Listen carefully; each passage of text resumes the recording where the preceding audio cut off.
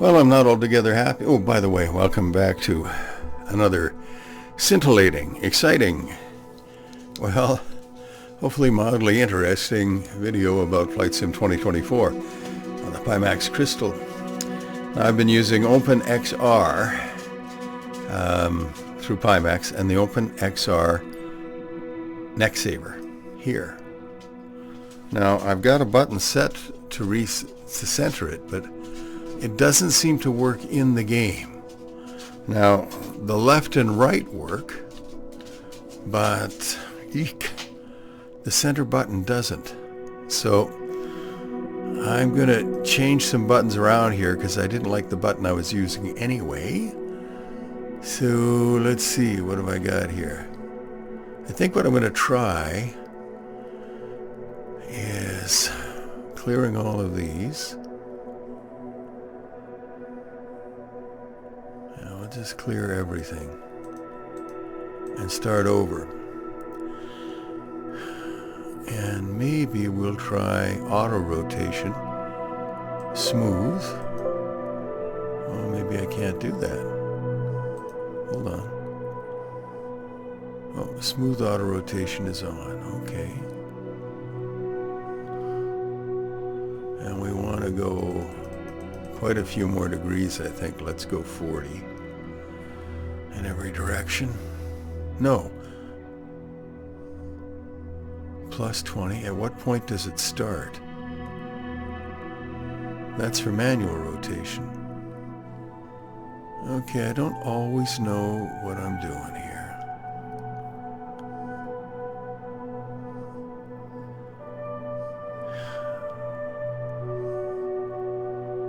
I think I'm going to stick with manual rotation because that's what I understand. So we'll leave auto rotation off until I figure it out a bit more, because I'm going to look dumb enough trying to figure this out. There's no point reinvigorating the reinvigorating. What am I talking about? Well, there's no point. There's no point confirming your suspicions that I'm just not that smart. So let's get rid of that, and we're going to just swap things. Let's see if it'll allow me to use an 8-way hat.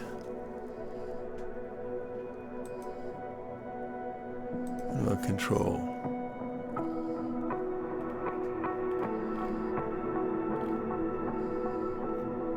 I don't know.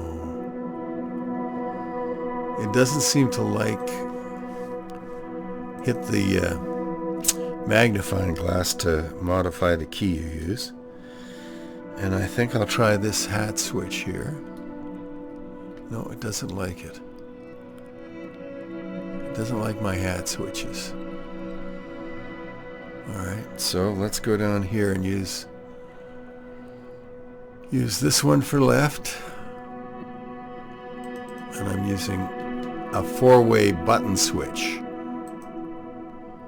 rather than an 8-way hat switch. For look right there, okay. For look up, I'll pull back on that switch. To look down, I'll push forward on it, okay. Now to recenter.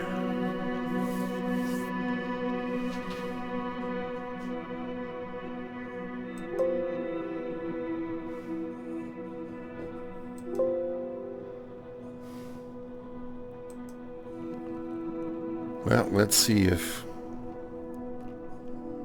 this will work. All right, that worked. Okay. Good. Let's save this. We'll lower that. Now I want to go into regular controls and set a couple of other things. Flight model controls. Here we are. Let's go to control surfaces. Secondary control surfaces. That would include trim and flaps. So for flaps, I don't want to use an axis. I want to use a switch. Well, maybe I can use an axis. Let's try that.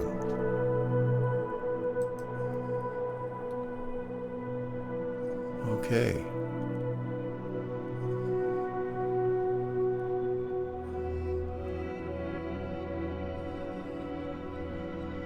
Now let's go to my Pro Throttle for spoiler axes. Good.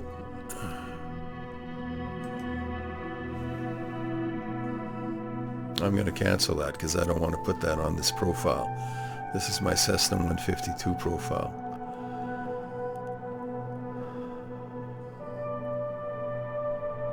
Alright.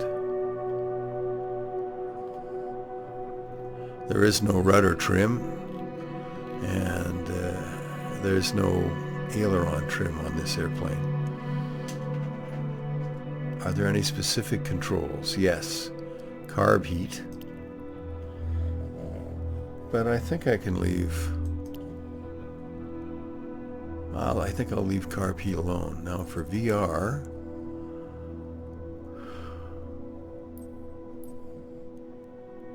I think I have to do it this way. Yeah, let's go down to VR. General. VR camera reset. That's what we want. And I got to use the same key here. Wrong device. Okay, let's go back to this one. There we go. Make sure I've got it programmed to me. Oh, I've already got that. Okay.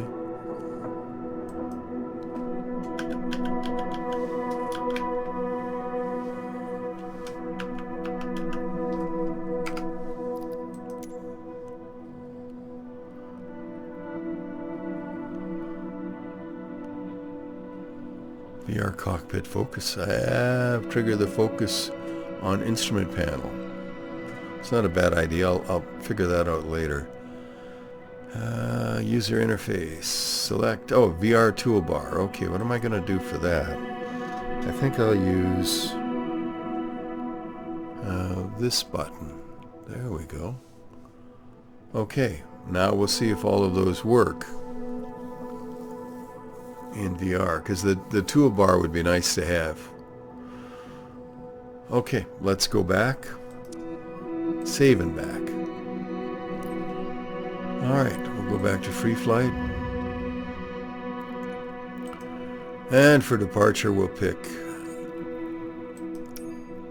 Meigs Field. Time of day shall be 10 a.m.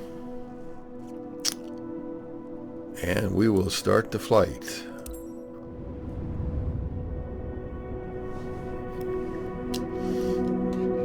I love Cessna 150s and 152s. The 150 had a little more flap. It would go down to 40 degrees. That was like, holy moly. When you put that out, it was like holding a 2x4 under the wings. Tower Cessna November 15. Slowed you down like crazy. Alright, let's go to VR. Let me loosen the tightening knob here on my headset. Put it on. Clear for takeoff, runway tree 6 Cessna. Now let's see if this center VR works. It did. Okay, good. So that's working. Now let's see if flaps are working. No, apparently not. I don't have flaps working. I did something wrong. Oh, I'm not flying. Okay. Well, let's do this. Okay.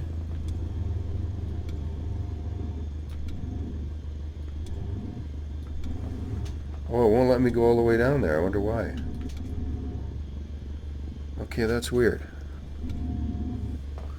Alright, well for now I'll use the mouse. Let's put mix full rich. I got it. Okay, I've got it on my SciTech control, that's why. Oh, and I've got the flaps mapped to that as well. Alright, so that's why. We'll just use that. And what have I got? Park brake. I'll use the mouse to close the park brake. Let's just start rolling here. Should need a little bit of right rudder. Just a hair. The plane's only drifting very slightly. I'm going to figure out how to use the auto rotation thing, because right now, if I want to look to the right and then look further to the right, I've got to hit my hat switch. And that's okay, I don't mind that. Same with left. And down works too. Okay, good. And so does recentering it. Very good. Now let's see if I can get my VR toolkit open. Alright, so that part isn't working, and I don't know whether it's not been fixed yet or whether it doesn't work in the game. But I can't open the VR toolkit with that. I think it's the question mark in the game. Can I do that? What do you think? Am I able to do that with... maybe not. Not with the headset on. I can't see the keyboard well enough. There is a pass-through mode on the Pimax Crystal, but it's not what I would call brilliant. I mean, it's okay. If you're playing a standing VR game, you can use it to make sure you're not about to step on a mouse trap or something that would hurt you.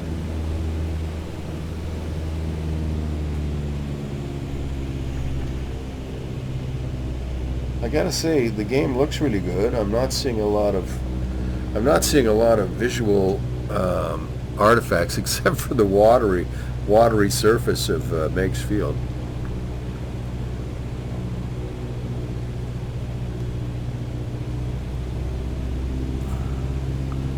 Let's just do a little landing here and see.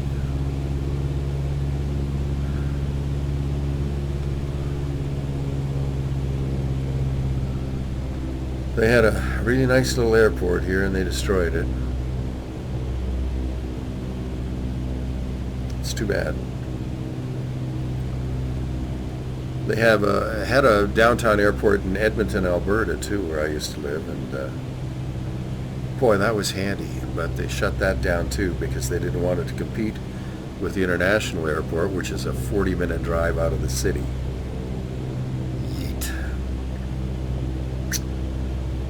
So also the real estate developers wanted to sell the land, of course. Why have something useful like an airport when you can destroy the airport and not actually build anything on it, which is what's happened so far in Edmonton, I think. But I'm not bitter. Okay, I'm a little bitter. That seems to be the way it works in real estate, you know. I used to skeet shoot at this range in Edmonton, and it had been built for the Commonwealth Games, and everybody who bought land around it, you know, when it was built, everyone was aware of the sound of shotguns being fired. That was going to happen. The real estate agents started selling, and they started saying, you know what, once we get enough people in here, we'll be able to pressure the government to get rid of this stupid Commonwealth gun range, and it'll be great. Your property values will go up. Yeah. Well, I don't know if that ever happened, but I remember prospective land buyers telling me that that's what the real estate agents were telling them. That's the same when you buy a house on the approach to an airport. Don't worry, if we get enough people buying land here, we can force them to shut the airport down. Well, why not just build somewhere else to start with, you greedy bastards? Pardon my language.